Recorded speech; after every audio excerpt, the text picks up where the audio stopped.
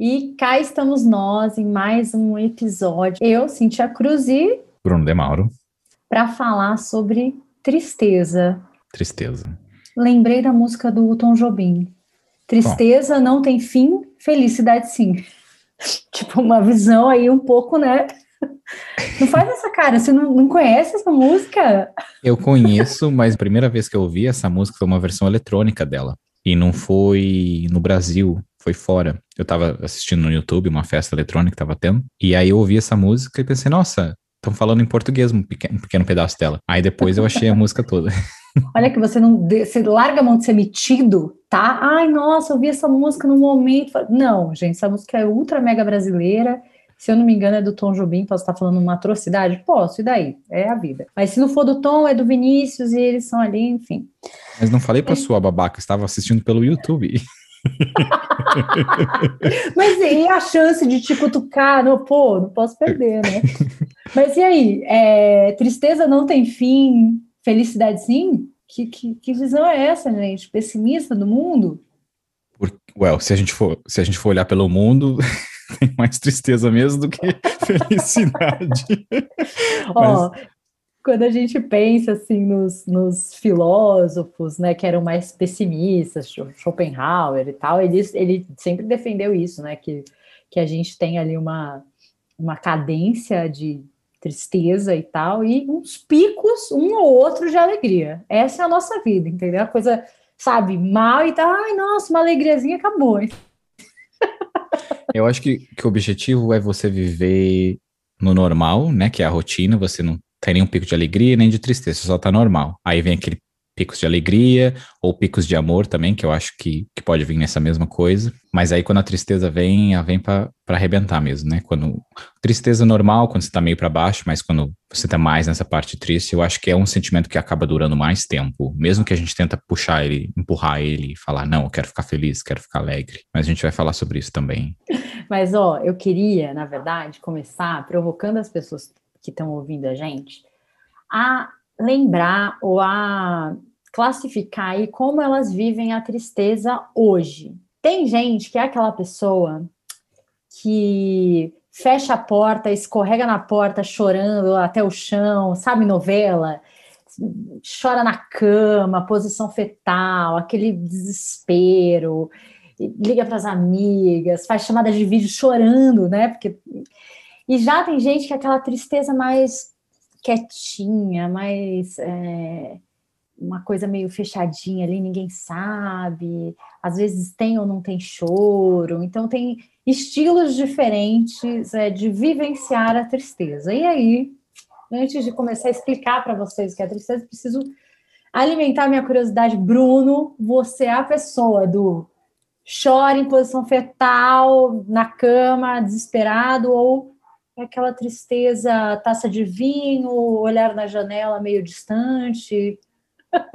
É óbvio que ia começar assim, né? Por que que eu não achei que ia começar desse jeito?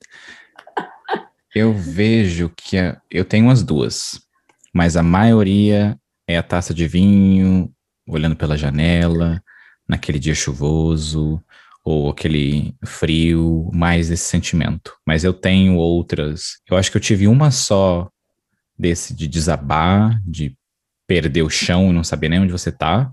E tenho algumas, acho que no chuveiro, de sentar no chão e só ficar ali com aquela água quente caindo, que a água quente também ajuda, né? Que é aquele acolher ali o quente. Mas eu acho que a minha maioria é um copo de álcool e aquele pensamento de tristeza. Acredito que venha com choro ou não, não temos limitações ali, mas eu acho que é mais nesse de reflexão e pensamento da tristeza. E você, Cíntia? Como vem a tristeza para você? Olha, por muito tempo eu fui a pessoa do ai, não tô legal hoje, para com isso, bola para frente, finge que não tá rolando, né? E acho que hoje em dia eu tenho mais esses, quando eu tô triste, eu fico mais esses momentos mais reflexiva, com taça de vinho, olhando para o horizonte, mas eu tenho grandes crises de choro, sozinha, eu prefiro. Eu não lembro agora se é um psicólogo que fala que o choro só tem efeito ou só é curativo quando ele é na presença de alguém, quando tem alguém acolhendo esse choro, sabe? Não é o meu caso. Eu gosto, tipo, eu choro muito sozinha, assim. Fui aprendendo também com o tempo, tipo, quando tá mal, assim, sei lá, ligo pra minha irmã, choro com ela, ou quando ela tá aqui. Mas, assim, pessoas muito, nossa, muito próximas, assim, sabe? Que eu me sinto muito à vontade. Para mim é muito difícil desabar assim na frente de alguém. E imagino que é o que acontece com muita gente, né? Acho que o choro, nesse sentido da tristeza, ele é um nível de vulnerabilidade assim, tão alto que às vezes é muito difícil realmente conseguir mostrar esse lado ou abrir esse lado para qualquer pessoa, e o ideal é que a gente não mostre mesmo para qualquer pessoa, né? Que sejam pessoas que a gente confie, que a gente tenha proximidade. Tá com uma cara reflexiva, vocês não estão vendo, mas eu tô, o que que foi? Lembrou de Eu, alguma coisa? eu pensei duas coisas. Uma que eu não tinha pensado por esse lado, como você falou, que é o choro com alguém que tenha significado diferente, porque uma das razões que estamos fazendo esse podcast é porque tenho o objetivo egoísta de aprender e uso Cynthia e os temas daqui para pesquisar e para aprender mais. E me fez pensar sobre isso, de quando eu choro na frente de alguém, eu acho que eu me permito chorar nesse lado mais superficial, sabe? Por pensar de alguma lembrança, de alguma coisa do passado que a gente estava conversando, que me fez ficar triste, ou por um fim de relacionamento que me fez ficar triste, e chorar assim. Mas eu não sei se eu me coloquei, não me lembro de recentemente me colocar nessa situação de ter pessoas confidentes para quem eu choro. Às vezes o terapeuta, né? Assim, eu entendi também quanto a gente conseguir chorar na presença de alguém ajuda no acolher o choro de outra pessoa.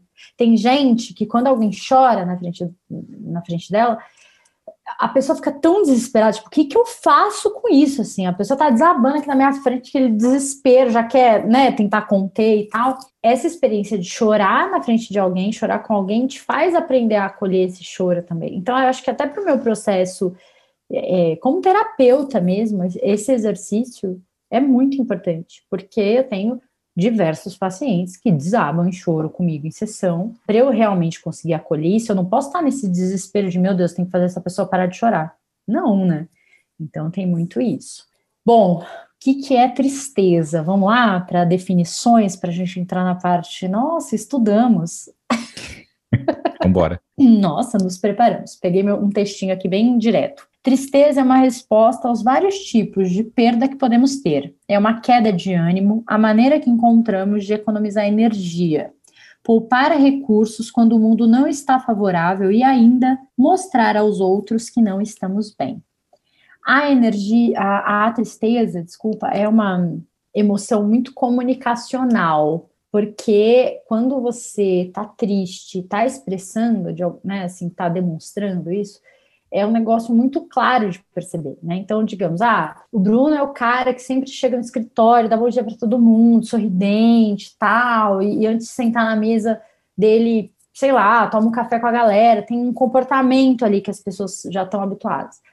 Quando o Bruno tá triste, ele chega, dá um oizinho, senta na mesa dele, já põe o fone e tal. Então as pessoas vão perceber aquilo e provavelmente vão perguntar, né? Nossa, Bruno, o que foi? Tá tudo bem? O que aconteceu? Quando a gente olha para os bichos, quando uma elefante, uma girafa, não sei, perde o filhotinho, né? O filhote morre, ela fica triste dentro do que um animal, né? Enfim, entende, vivencia a tristeza. E isso faz com que o grupo, de alguma maneira, né, a manada, proteja ela, fica todo mundo meio que em volta dela, porque de algum jeito a manada sabe que ela está mais vulnerável. A tristeza, vou pegar aqui os efeitos físicos da tristeza para falar, né, que a gente chama de sensação. Ela vai trazer reações de baixa intensidade. É a única emoção que tem reação de baixa intensidade, porque todas as emoções, elas aumentam a nossa pulsação, né? Nosso coração dispara, sangue corre mais rápido. A tristeza não. Ela traz redução da atividade cognitiva, dificuldade de concentração e falta de energia para agir. Quem já esteve triste sabe muito bem que é assim, né? Você fica meio, né? Tipo, parece que tem um peso. A gente não consegue pensar direito, a cabeça não vai, você não quer fazer as coisas, você fica meio ali. né? Meio no casulinho, no casulo mesmo. E quando o animal está passando por esse processo, o grupo sabe que ele é uma presa fácil, né? O físico dele não está legal, a cognição, os instintos, então o grupo protege. O ser humano não trabalha nesse modelo. Não trabalhamos nesse modelo mais. O que a gente faz quando a gente está triste? A gente finge que está tudo bem e tenta seguir a vida normalmente. Vai trabalhar normalmente, vai continuar com aquela agenda toda lotada, com aula de inglês, com aula de não sei o quê. E isso é uma violência para o teu organismo. Porque ele não vai conseguir responder da maneira que ele sempre responde. Então, você não vai conseguir ir tão bem no trabalho, você não vai conseguir ter lá a performance no CrossFit que você normalmente tem, aí você fica mais decepcionado com você, né? Então, enfim, a tristeza é uma emoção, ou seja, como a gente já falou outras vezes aqui no podcast, é uma reação do teu corpo a alguma coisa que está acontecendo fora de você ou algum pensamento, algo que está dentro de você. E essa é uma reação de baixa intensidade, ela vai descer aí, vai diminuir as suas capacidades física e cognitiva. O que a gente faz, né? Como a gente não vivencia a tristeza em momento real ali, a gente fica se esforçando para seguir nossa vida, e essa tristeza que talvez se a gente tivesse vivenciado mesmo, demoraria um dia para passar, ela demora, às vezes, semanas. Eu já falei isso aqui antes, eu vou falar de novo. A gente tem mania de querer colocar na agenda a tristeza. Assim, eu falo isso, gente, porque eu escuto frases desse tipo na clínica mesmo, por exemplo, ai, minha avó faleceu essa semana, mas, cara, nossa, eu tô num projeto tão foda, tá tudo tão louco, tão corrido, não consigo pensar nisso agora. Parece que a pessoa quer colocar na agenda assim, dezembro, sofrer o luto da morte da minha avó. Gente, não existe isso, né?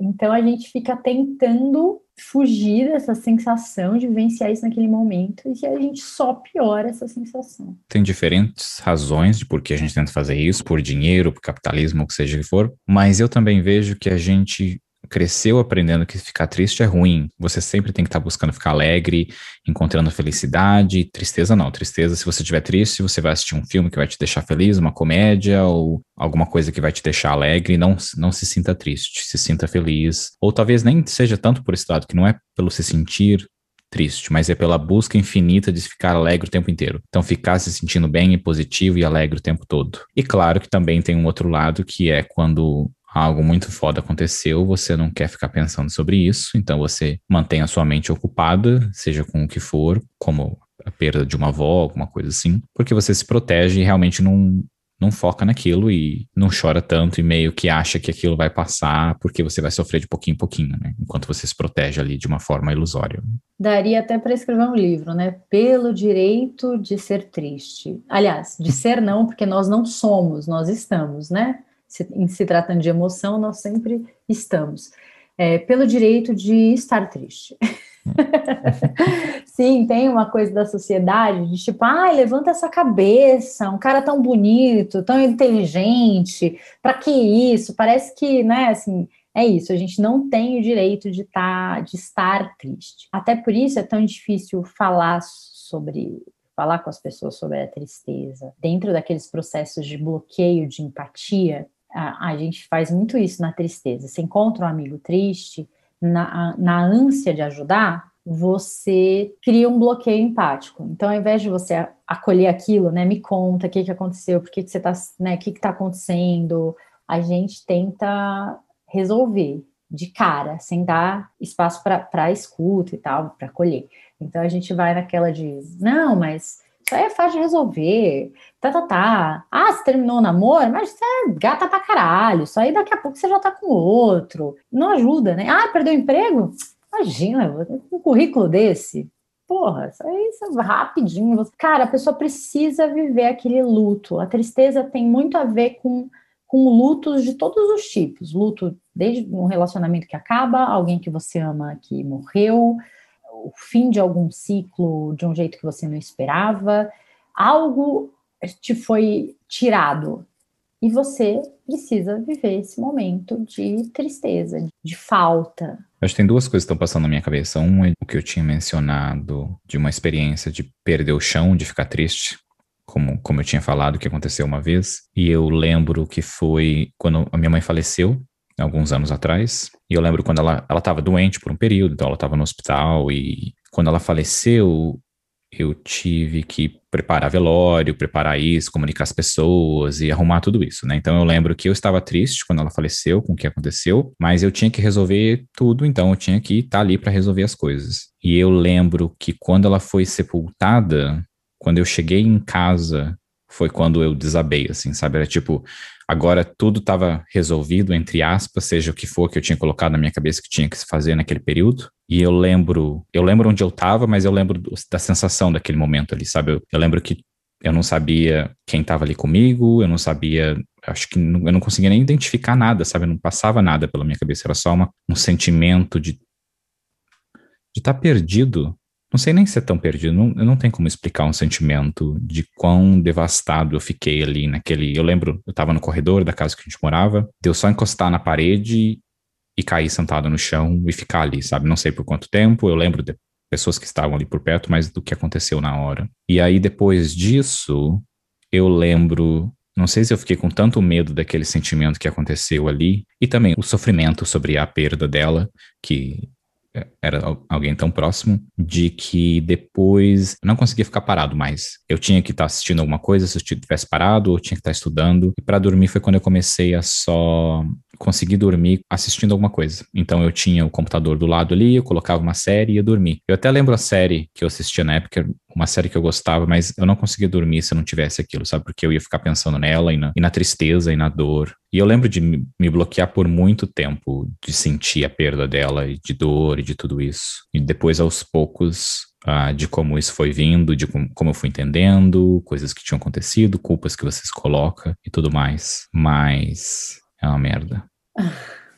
Ouvindo o que você está me contando, eu fico com a sensação de que foi mais fácil para você o caminho da praticidade do velório, fácil assim, você é uma pessoa prática, então naquele momento vou resolver as coisas, é o que tem que ser feito, ok, já, esse caminho eu conheço. E aí, quando você se permitiu sentir essa perda, tudo isso, foi muito forte, doloroso e avassalador, né? Fisicamente, inclusive, porque você desabou fisicamente. Você falou que se lembra de encostar na parede, né? Assim, perde as forças mesmo, né? Quando você encara. E talvez você, depois disso, foi tão profundo esse processo todo que você não queria mais entrar em contato com isso de novo. Daí, os seriados, está sempre fazendo alguma coisa, sempre ocupando a sua cabeça, né? Enfim, tristezas profundas, vivenciar essas sensações e tal, chega a ser doloroso fisicamente, né? Parece que você sente dor real no corpo, no estômago, não é fácil. E eu acho que é por isso que a gente está falando tanto da importância de chorar com alguém, sabe? Você tá num momento desse, sendo acolhido por alguém, recebendo um colo, te leva para outro lugar do que, enfim, chorar sozinho e ali naquela... Você já estava se sentindo sozinho no mundo, né? Perdeu o seu vínculo mais próximo ali, então passar por isso sozinho, de fato, enfim, deve ter sido muito difícil. Eu acho que você, trazendo a tua história, contando isso, você traz pra gente, acho que um dos maiores medos que a maioria das pessoas tem, que é perder os pais, perder a mãe, perder o pai.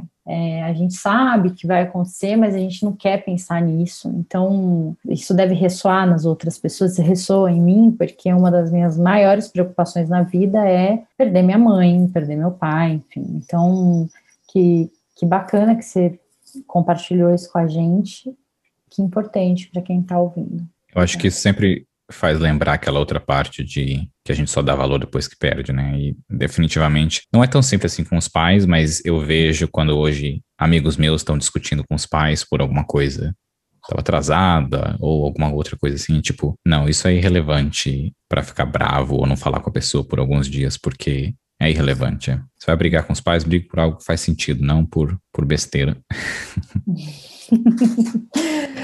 Bom, vamos lá, gente. Tristeza na infância, adolescência, vida adulta, seguir nosso script aqui dos outros encontros. A tristeza na infância, ela é mais difícil da gente vivenciar, porque considerando que a tristeza é uma emoção de falta, quando a gente sente falta de coisas, uma criança saudável, né, que está ali no processo de crescimento, de desenvolvimento saudável, ela não está perdendo coisas, ela está ganhando coisas, e não coisas físicas, brinquedo, ela está descobrindo o mundo, ela está ganhando informação, ela está ganhando percepção, então ela está absorvendo muito mais do que perdendo. Uma criança triste, então assim, uma criança, não uma criança tímida, introspectiva, uma criança que não sorri, uma criança que não brinca, para nós, psicólogos, é sempre um indício que tem alguma coisa errada. E isso pensando não em momentos, né? Às vezes a criança está mais, sei lá, brocochô num dia, mais amuadinha, né? Mas normalmente a criança fica mais amuada, fica mais assim quando ela está doente, quando ela não está legal,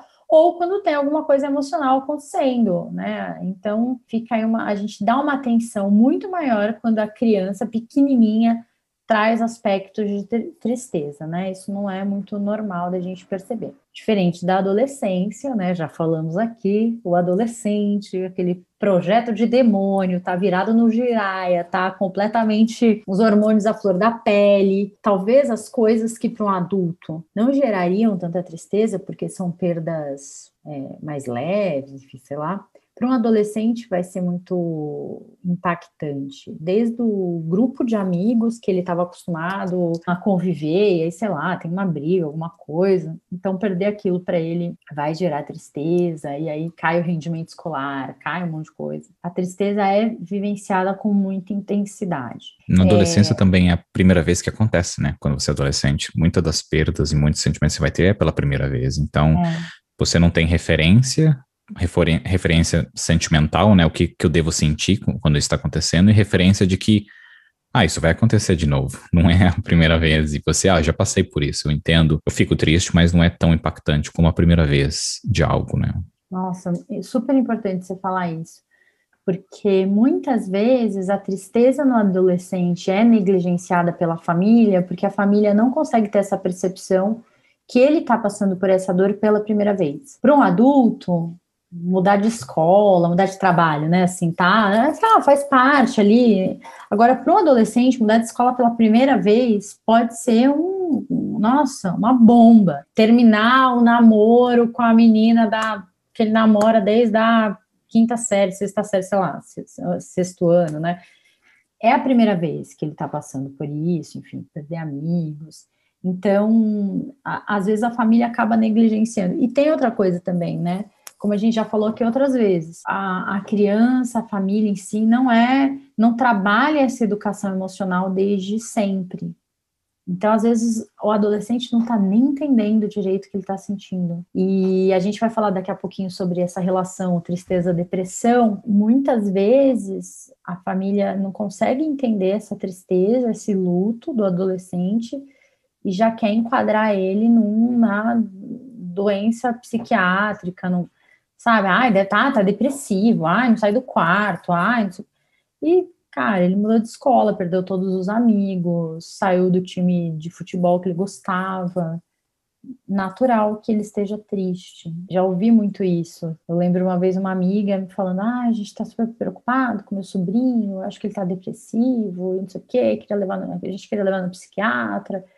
E era um adolescente que tinha perdido o pai há 3 meses, sabe? Então, ele estava de luto, de fato, né?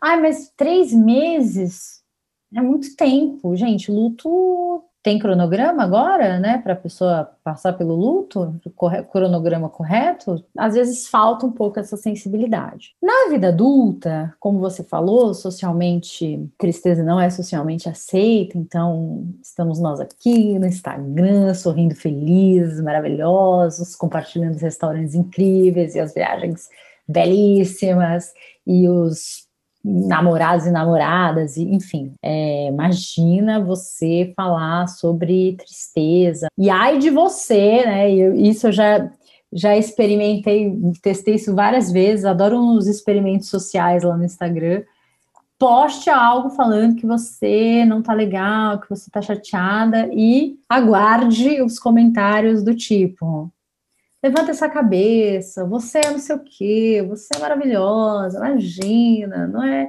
Você é tão abençoada, né? Tenha gratidão pelo que você tem. Aí já dá uma, né? Gratidão, caralho, não é assim. Que gratidão, ok. Tem esse, não sei se já aconteceu com você, né? Não é frustrante quando a gente tá triste e as pessoas ficam tentando animar a gente? O que acontece ali é isso, um lado da gente pensar, ficar triste ou errado, bola pra frente, você tem tudo na vida, ou você é bonita, ou seus cachinhos são maravilhosos, por que que você tá triste? Eu vejo que é porque, aí qual é o outro lado? Você vai ajudar a pessoa a ficar mais triste, terminou mesmo, aquela pessoa era maravilhosa pra sua vida, tem que ficar triste. E na verdade não, porque na verdade você só precisa dar colo e falar que você tá ali disponível, né? Tipo, o que tá acontecendo? Você quer fazer uma ligação? Você quer conversar sobre isso? Quer ir tomar um café? Você só precisa dar atenção para quem tá triste, né? E mostrar que você se importa. Eu lembro, semana passada eu tava conversando com uma amiga e ela me disse algo que eu não tinha a menor ideia do que era viver aquilo, sabe? E aí eu falei para ela, eu falei, olha, eu não sei o que te dizer com essa informação que você me disse, mas eu prestei atenção, eu estou aqui para ouvir mais sobre isso, mas foi bem assim, tipo, eu acho que nessa parte de tristeza é bem, a gente fica um pouco perdido no que dizer, se precisa dizer alguma coisa, a gente sempre tem a sensação, eu preciso dizer alguma coisa, e aí eu vou dizer alguma coisa para colocar a pessoa bola para frente, e é só a disposição, né, a disponibilidade, tipo, estou aqui para você, chora aqui no meu ombro, ou não chora, ou nem me liga, mas eu só digo que estou aqui disponível, já é uma coisa que te dá um colo ali, né. Tem um vídeo da Brené Brown, a gente pode até depois deixar aqui na descrição, que é um vídeo super famoso, viralizou, que ela fala da diferença da simpatia para empatia. E aí,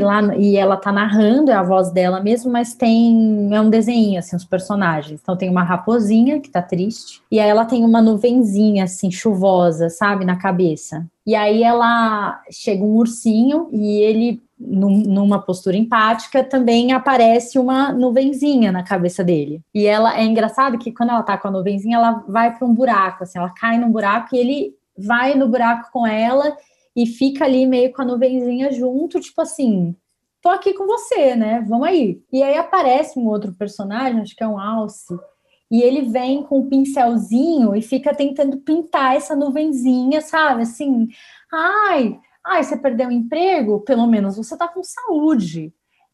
Seu marido é um saco? Pelo menos você tem marido, sabe? Aquela coisa assim, tipo, o quão a simpatia nesses momentos, tipo, não tá ajudando. E o Alce, é engraçado que ele fica, assim, da entrada do buraco falando, sabe? Ele não desce ali, ele fica, não sei o que, né? Falando lá de cima. É muito esse lugar, assim, né? O que você fez com a tua amiga foi, tô desenhando aqui a nuvenzinha, porque eu tô tentando enxergar o que você está enxergando, mas a única coisa que eu posso fazer é pôr a mão no seu ombro, segurar na sua mão e falar, tô aqui, não ficar tentando pintar aí a sua tempestade com fingir que tá tudo bem. Eu quero pegar aí esse gancho, então, da tristeza para a depressão, que eu acho muito importante a gente diferenciar. Como é que eu sei se essa tristeza tá ok? Passei por uma questão, né, por um divórcio, por um luto e tal, e tô triste por isso. Como é que eu sei que isso não é uma depressão? Como é que eu identifico uma depressão? A depressão, ela é uma doença psiquiátrica, né, crônica, que tem diversas causas, e a gente vai olhar aí um montão de coisa junta, incluindo a tristeza, né? A tristeza também faz parte de um processo depressivo, mas não é a única coisa. Tem uma coisa que é muito importante para a gente identificar a depressão, pelo menos eu gosto de usar muito na clínica, que é o humor. E o humor não tem a ver com alegria, sabe? Humor alegre, feliz, bravo, não é isso. O humor tem a ver com energia para fazer as coisas, energia para fazer coisas e sensibilidade ao prazer, sentir prazer pelas coisas. Na depressão, em qualquer um dos níveis, porque a gente tem vários níveis de depressão, desde a leve, moderada até a grave, mas a gente tem essa alteração de energia, Então é muito natural alguém que tem depressão não ter vontade de fazer as coisas, é sempre uma luta para sair da cama, para mandar um e-mail, para qualquer coisa, assim, nossa, precisa de muita energia, ela não sabe de onde tirar aquela energia. E uma total falta de prazer em qualquer coisa que antes ela tinha prazer. Ela adorava tomar um cafezinho da tarde com bolo, com não sei o quê. Não tem mais graça isso. Ela gostava do filme. Sabe? Tipo, então perde prazer e perde vontade de fazer as coisas. Isso é o humor, né? Fora isso, a gente vai olhar aí também para outras coisas. Então, coloquei aqui na minha cola, né? Sono. O sono vai se alterar de alguma maneira. Tem gente que fica com sono o dia inteiro, à noite não consegue dormir, ou dorme muito, finais de semana, sabe, inteiro dormindo, aí passa a semana. Tem uma alteração no sono, tem uma alteração no apetite. Às vezes a pessoa emagrece rápido, para de comer, perde vontade, porque perde prazer, né? Então, assim, perde vontade de comer as coisas, nada tem gosto, tem graça e tal. Ou, às vezes, o contrário, come demais, né? Na busca de preencher alguma coisa aí. A anedonia, eu já falei, que é a falta de prazer, dificuldade de concentração e pensamentos de morte. Toda vez que no quadro clínico a gente encontra pensamentos, ideação suicida, pensamento de morte, a gente vai levantar a anteninha aí porque tem uma questão clínica importante. Não é que é normal, né? Mas acontece da pessoa começar a pensar assim, se eu ficasse doente, de cama, sei lá, até seria bom, porque pelo menos eu me afasto um pouco de tudo isso, dou um tempo de tudo isso. E aí, desse pensamento para, mas se eu também morrer não vai fazer falta nenhuma, é um pulo, sabe? Então, esses pensamentos de morte são muito característicos nesses quadros depressivos.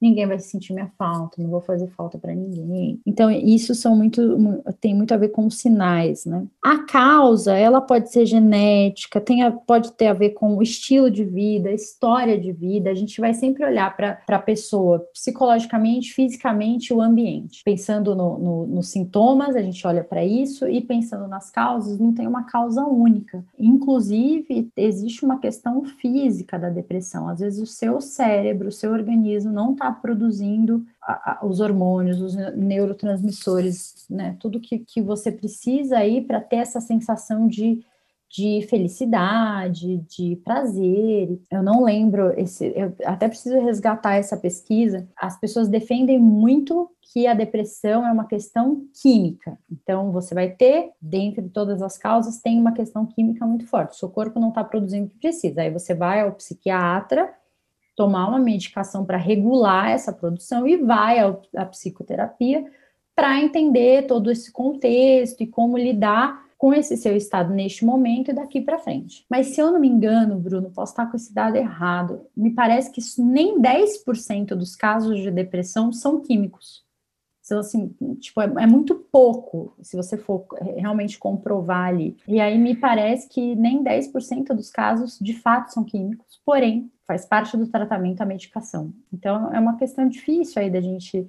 Tem muita pesquisa, a comunidade acadêmica olha muito para isso, porque depressão e ansiedade são o mal do século, e ainda mais considerando uma pandemia mundial, a gente tem um aumento aí, nossa, triplicou os casos, né, de depressão e tal, mas enfim, tem bastante coisa ainda para entender. Existem testes, tem teste até online para levantar esses sintomas e tudo, mas se você está ouvindo a gente e se identificou com essas informações, putz, estou percebendo que o meu humor, né, a minha sensibilidade ao prazer, a minha energia estão diferentes, realmente meu sono, minha alimentação, tenho pensamentos aí que eu não estou gostando e tal, eu realmente me identifico, procure um psicólogo, de preferência os dois, né, um psicólogo, um psiquiatra, ou um psiquiatra que trabalha em parceria com psicólogos, para fazer esse acompanhamento. O tratamento da depressão, quando ele é medicamentoso, o psiquiatra vai te passar uma medicação, é um teste, não tem como ele saber se vai dar certo ou não para o seu organismo, você vai ter que tomar. E aí você toma durante um mês, volta para a próxima consulta, aí ele vai avaliar, tipo, fiquei com muito sono, não consegui sair, sei lá, tipo, nossa, fiquei muito agitado, com dificuldade de dormir, cada organismo reage de uma maneira diferente. Aí ele vai fazendo esses ajustes, aumenta a dose, diminui, muda a medicação e tal.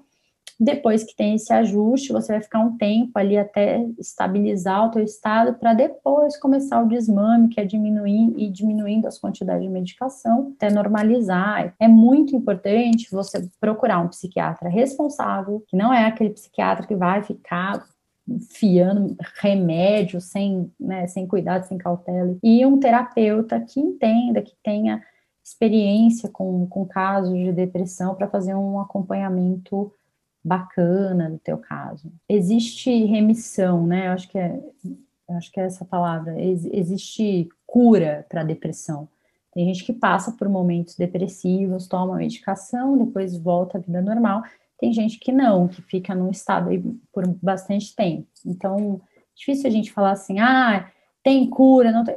Enfim, depende do caso. Não sei se vale colocar aqui, mas a questão dessa parte de pensamentos suicidas, não só de pensar nisso, mas de você estar pensando em se matar e coisas assim. Porque uma coisa que eu tive crescendo foi que isso apareceu na minha vida, tendo pensamentos suicidas e como seria se eu não estivesse aqui e como que isso aconteceria. E eu lembro quando eu estava falando com o meu psicólogo, eu lembro primeiro eu falei com alguns amigos sobre isso, e eles falaram que nunca tiveram qualquer tipo de pensamento de suicídio. Isso foi uma surpresa, porque na minha cabeça eu pensei, todo mundo na vida em algum momento pensou em se matar, só que ninguém fala sobre isso. E aí, conversando com o Caio, ele falou que nem todo mundo tem esse pensamento antes. Talvez tenha no futuro, mas talvez ainda não tenha acontecido nada na vida da pessoa de pensar em se matar. E para mim foi uma surpresa quando ele falou isso, porque... Como eu mencionei, para mim, todo mundo tinha pensado já nisso pelo menos uma vez e continuava vivo só como algo que passa na cabeça das pessoas. De fato, tem gente que vai passar a vida inteira sem ter pensamento suicida. Tem gente que, quando entra em contato com a morte, perde alguém, ou enfim, alguém muito próximo morre. E aí a pessoa começa, mas na verdade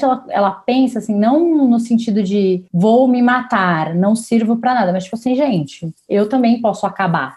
Eu também vou acabar. E aí, né? Como que vai ser isso e tal, não sei o quê. E tem, de fato, a ideação suicida, que não faço diferença na vida de ninguém, não sirvo para nada nesse mundo, não estou beneficiando o mundo em nada, então vou acabar com a minha vida. E aí começam os planos, como fazer. Eu já ouvi relatos do tipo, estou esperando só a minha mãe morrer ou meu pai morrer, porque eles não quero que eles sintam isso, passem por essa dor e depois, sabe, já tá tudo planejado. Então, tem vários casos, assim, né? Eu acho que é interessante você trazer isso, nunca tinha parado para pensar, né? Assim, talvez as pessoas não pensem isso e tal, porque a gente naturalmente acha que todo mundo funciona como a gente funciona. Tem esse lugar aí. Entrando nessa coisa, quando a tristeza é boa, ela é boa quando ela é vivenciada no momento em que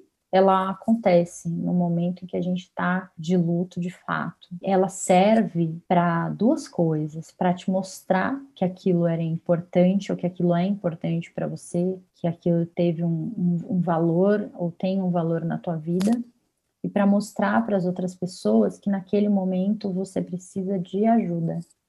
Você precisa de acolhimento, para mostrar para as outras pessoas, né, que você precisa de algo. Então, eu acho triste a gente não estudar tanto a tristeza, porque ela traz, assim, coisas muito importantes.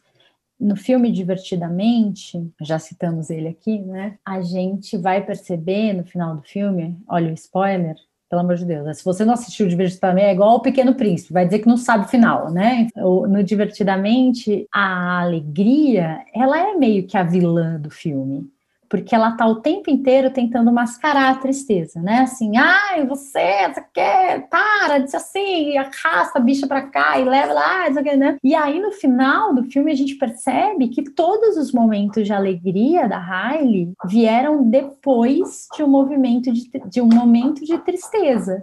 Ela estava lá triste porque perdeu o jogo, as amigas foram lá e comemoraram e brincaram com ela, né? Ela caiu e aí o pai foi pegou ela no colo e deu um abraço nela. Então, o quão é importante para o nosso processo de crescimento esses momentos aí de tristeza. Eu tinha pensado em algo, fiquei prestando atenção em você e me perdi. Não, é assim, ó, vamos pensar na nossa vida, né, gente? Assim, quando os momentos de tristeza que a gente viveu, assim, eu tive muitos lutos na minha vida, assim, no sentido de mudar de casa, mudar de escola, recomeçar, e era sempre uma dor enorme deixar para trás aquelas pessoas, aquelas histórias, era muito difícil, mas por outro lado, me fazia viver com mais vontade, presença, com mais intensidade aqueles novos momentos que eu estava começando, né, e foi me dando força para encarar esses processos de mudança da vida de um jeito mais positivo. Sempre que eu lembro dos meus momentos de tristeza, eu lembro também das pessoas que me acolheram, que estavam por perto, que eu descobri que, nossa, nem imaginava que o acolhimento viria dessas pessoas. Então, tem esse outro lado aí. Eu acho que a tristeza, ela é muito importante. Tem muito valor, que a coitadinha fica lá, né, escorraçada, a gente tranca no armário, joga lá na última gaveta, não dá, né, mas ela tem seu valor. Eu pensei nisso pelo lado de alegria, você atrai gente, porque é mais fácil, porque você está alegre, que você está isso, mas na tristeza você atrai esse outro tipo, que é alguém que vai te dar colo e vai estar ali por você. Não é questão de te ajudar, é mais de estar ali te dando suporte, né, porque você não precisa de dinheiro, você precisa de suporte. Né? Exatamente. Que gostoso. Eu acho que a gente não tem conversas, a gente quase não tem conversas sobre tristeza. Pensando nos grupos de amigos, assim, né, Bruno? A gente fala da raiva, dos problemas de trabalho, e sobre tristeza mesmo a gente fala pouco, né? Eu fiquei pensando aqui, algum filme que me remeta, a gente sempre termina falando de alguma dica, né? Não sei, assim, não me vem nenhum filme, não sei, algum filme que tenha luto, deixa eu pensar. Nossa, ontem eu assisti Teoria de Tudo, eu não tinha assistido, do Stephen Hawking, né? Meu Deus, primeiro que o filme é belíssimo, né? Lindo, uma fotografia, é muito surreal aquele filme. Tem uma coisa no filme que é muito bonito. E puta que pariu, gente, que história foda. Ele tá na minha lista, mas eu não vi esse ainda. Nossa, Bruno do céu. É muito foda. Nem de física eu gosto, gente, mas... Eu tenho 2 filmes. Se você quiser, eu te dou um e fico com o outro. Me dá um filme, Bruno. O que eu vou te dar talvez seja inesperado como tristeza, porque não é só tristeza que é aquele filme que te faz chorar, porque tem vários filmes que te faz chorar, mas eu vejo os 2 que eu tenho, um que é A Chegada, que é e o outro é a 7 Minutos Depois da Meia-Noite. Nossa. Você já viu esse? Não. Você quer pegar A Chegada e eu pego esse? Ou A Chegada não é um que você veria como tristeza? É um pouco de spoiler. Eu acho que a gente pode falar da Chegada sem dar spoiler, assim, porque você passa o filme inteiro com ela acompanhando a tristeza e o luto dela, né, ali, com a situação dela com a filha. Ai, como chama aquele filme que a Alice, que ela tem Alzheimer, mas ela é super jovem, assim, uma professora fodona, e ela, tipo, sei lá, ela é diagnosticada com Alzheimer com, tipo, 45 anos, sei lá, 50 Achei anos. aqui. Para Sempre Alice. Isso. Então, vou desse, e aí se você quiser falar da Chegada e dos 7 minutos... Não, eu não vou falar A Chegada, porque A Chegada vai ser spoiler. Eu acho que as pessoas não merecem. Né? Deixa eu 7 Minutos Depois da Meia-Noite. Que é conhecido como Meia-Noite 7, né? Mais conhecido A Monsters como... Call Brasil. Deixa eu ver o nome de novo aqui. 7 Minutos Depois da Meia-Noite.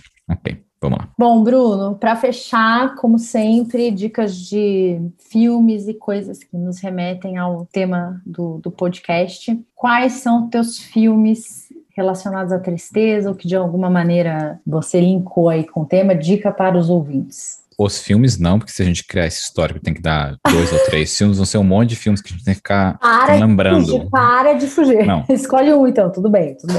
Eu tenho 2, mas um vai ser spoiler se eu der, então vou ficar com um só. O meu filme é 7 Minutos Depois da Meia-Noite. Esse filme eu vi no cinema com alguns amigos, não estava preparado para o que eu estava assistindo. Achei que era uma coisa, fui assistir, era outra. Mas definitivamente eu acho que é um filme bom, não pra você ficar triste e depressão e nada disso. É um filme que tem uma história legal, mas que causa um sentimento ali da gente pensar. E o seu, Nossa, Cíntia? Qual é o seu filme? neste exato segundo eu lembrei de outros. Então dê 2 ou 3 filmes. Ai, meu Deus! Ó, primeiro filme que eu acho importante é o Para Sempre Alice. Conta a história de uma professora, então alguém que, assim, doutora, fodona, eu não lembro se ela era, eu acho que é real a história, ela era professora de Stanford, e ela é diagnosticada com Alzheimer muito jovem, e ele é muito rápido, e ela Um spoiler, é isso? mas ela, logo de cara, assim, no filme ela já tem esse diagnóstico, porque ela começa a esquecer algumas coisas, ela começa a ficar meio confusa, e isso já vai dando ali, então você vai vendo as coisas, o luto, né? Você vai vendo as coisas sendo tirada dela. Então, assim, coisas que ela fazia com frequência, um chá, não só uma aula toda que a cognição tem que estar no aula, mas assim, um chá, ela já não ser mais capaz de fazer. É muito forte isso no filme, assim, acho que gera muito esse lugar. Um outro filme que tem muito isso, me causou muita tristeza por você ver coisas sendo tiradas ali daquela pessoa e como ela também ressignifica isso, tem muita força para a história dela, que é o filme da Nise da Silveira, que chama Nise, que é uma psiquiatra que começou a atuar, eu não sei, acho que década de 50, 60, não sei. Ela tem um trabalho pioneiro em arte-terapia e por ser mulher, num momento histórico em que a psiquiatria tinha outro olhar, ela é muito tolhida das coisas e você vai chorar em muitos momentos do filme, mas depois você vai ver esses lutos que ela vai vivendo, vão dando força e ela vai, né, criando aí todo o trabalho dela em cima disso. É muito bonito esse filme, que é uma dica bacana de para que serve a tristeza. Enfim, e o Divertidamente, né, gente, que é a dica eterna de filmes aqui do podcast. Sem limite, continua então. Já foi 3 filmes, que mais? Vai listando aí mais filmes. Ah, eu acho que Olga também é um filme que traz muito isso. Assim, é que eu fico lembrando, filmes que contam histórias de vida, acho forte. Assim, e Olga, ela também passa por luto e a gente fica triste de ver aquilo porque, enfim, ela tem um final muito trágico, muito triste e tudo que essa mulher poderia ter sido é bem impactante também. Eu lembro que Olga, eu chorava de soluçar no cinema, assim, me pegou muito. Enfim, gente, sou mulher, né? A gente, não tô falando que eu chorava porque eu sou mulher, é porque ela é mulher, então, né, você vê ali as coisas que ela passou e tal. Então, acho que é isso. Olga, Nise, qual foi o primeiro? Ah, e Alice, Para Sempre Alice. O meu, eu tô pensando, eu não falei nada sobre o filme, eu só dei o nome, porque eu sou uma pessoa que eu tenho raiva de spoiler. Então, spoiler, porque o spoiler também te cria uma expectativa, né? Porque, por exemplo, você falou que você chorou no Olga, e se eu for dar um spoiler, e espero que você não crie expectativa nenhuma de assistir o 7 minutos depois da meia-noite, porque esse é o sentimento que eu tive, eu nunca chorei tanto na minha vida assistindo um filme como eu chorei assistindo esse filme. E eu lembro que eu tava com os meus amigos no cinema e é isso. Não vou falar sobre o que é, você que vai procurar trailer, ou seja o que for. E Ok. não crie expectativas. Não, gente, dica de filme, não se cria expectativa numa dica de filme, porque a dica de filme ela é datada, ela é contextual, ela tem a ver com quem tá te dando a dica. Então, assim, nessa altura da vida, da nossa relação aqui nesse podcast, a gente já sabe disso. Então é isso, ficamos por aqui com tristeza, depressão, filmes e segredo para o próximo tema, porque a gente trabalha no modelo surpresinhas. E assim a gente pode mudar de ideia depois para ficar mais fácil também. Exatamente, eu prefiro. Vamos fingir que é assim que a gente trabalha. Não, é surpresa, a gente não vai contar. Isso. Ok, adorei estar com você, Bruno. Obrigada por mais esse episódio. Como sempre, é um prazer falar com você. Um beijo. Beijo.